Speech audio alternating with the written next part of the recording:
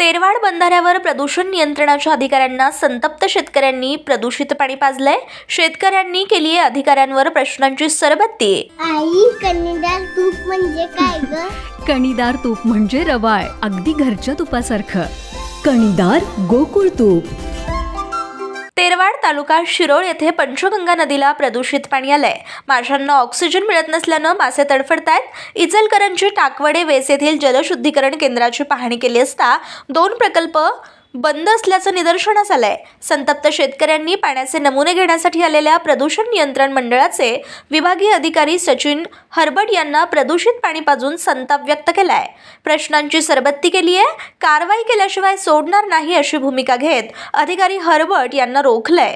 प्रदूषण नियंत्रण मंडळाचे उपप्रादेशिक अधिकारी जगन्नाथ साळुंखे यांच्याशी दूरध्वनीवरून संपर्क साधला, त्यावेळी प्रदूषण प्रश्नी वरिष्ठ कार्यालयाकडे अहवाल पाठवून कारवाई करू असं आश्वासन त्यांनी दिल्यानं अधिकाऱ्यांना घेरावमुक्त केलं। इचलकरंजी कोल्हापूर या मोठ्या शहरातील सांडपाणी प्रक्रियेविना पंचगंगा नदीत मिसळतंय। पंचगंगा नदी प्रदूषित होतीये। शेतकरी व शिरोळ तालुक्यातील ग्रामस्थ कॅन्सरग्रस्त झालेत। जनावरांनाही निरनिराळ्या आजाराची लागण होतीये। इचलकरंजी आणि औद्योगिक वसाहतीतील सांडपाणी शुद्धीकरण प्रक्रियेविनाच थेट नदीत सोडलं जातंय। प्रदूषित पाण्यानं कॅन्सरसारखा आजार बळावून जीवितहानी होतीये। प्रशासन याकडे दुर्लक्ष करतंय। जनतेच्या मृत्यूची वाट पाहताय का, असा सवाल स्वाभिमानी शेतकरी संघटनेचे विश्वास बालीघाटे, बंडू पाटील यांच्यासह शेतकरी करीत आहेत।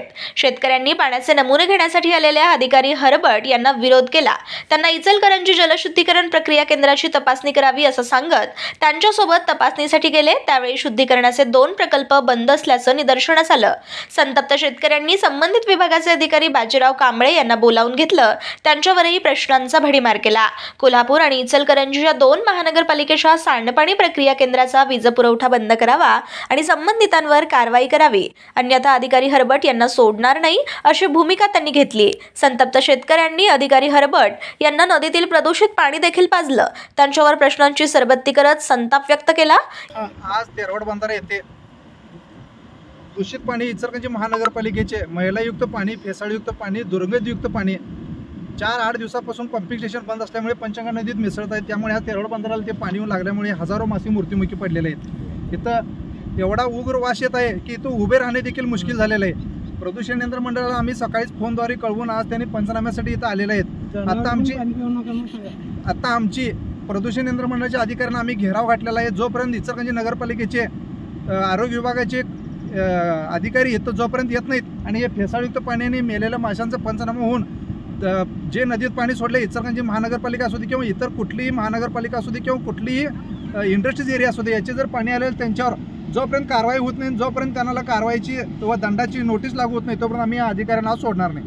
आमच्या जमिनीला सुद्धा चालत नाही। जर पाणी दिलं तर आमचं टनेज कमी पडलं आहे आणि हे जर पाणी तोंड वसत इथं पांढरेमळीत वसत भरपूर लोकसंख्या 100-150 जनावर आहेत आणि ह्या लोकांनी तर पाणी दुसरीकडे आणायचं अवघडून बसलेलं आहे। एक तर हे दोन्ही कोल्हापूर महानगरपालिका, औद्योगिक वसाहत, इचलकरंजी महानगरपालिका आणि जे ग्रामपंचायत कोण असतील ते जर हे नीट करावं, नाहीतर हे लोक तर मरतीलच, पशुधन सुद्धा मरतील आणि आमची जमिनी शाड पडून बोंबलत जाईल आणि इथून पुढच्या काळात आम्हाला अन्नाला मागून बसेल।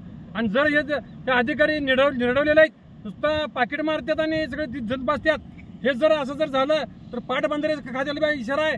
जर तुम्ही तुमचं जर हे पाणी जर असं झालं तर तुम्हाला सुद्धा सोडणार नाही, एवढं लक्षात धरा। यावेळी बाबूराव कोळीक, आप्पासाहेब चौगुले, सुहास कोळी, सागर पाटील, अभय आलासे, अरविंद सासणे, गोरख सासणे, सुनील सासणे, शंकर सासणे, रवींद्र सासणे, उमेश चिंचवाडे आदी शेतकरी बांधव उपस्थित होते। अशाच नवनवीन अपडेट पाहण्यासाठी आमच्या कोल्हापुरी कारभार म्हणजेच KK न्यूज चॅनेलला सबस्क्राईब करा।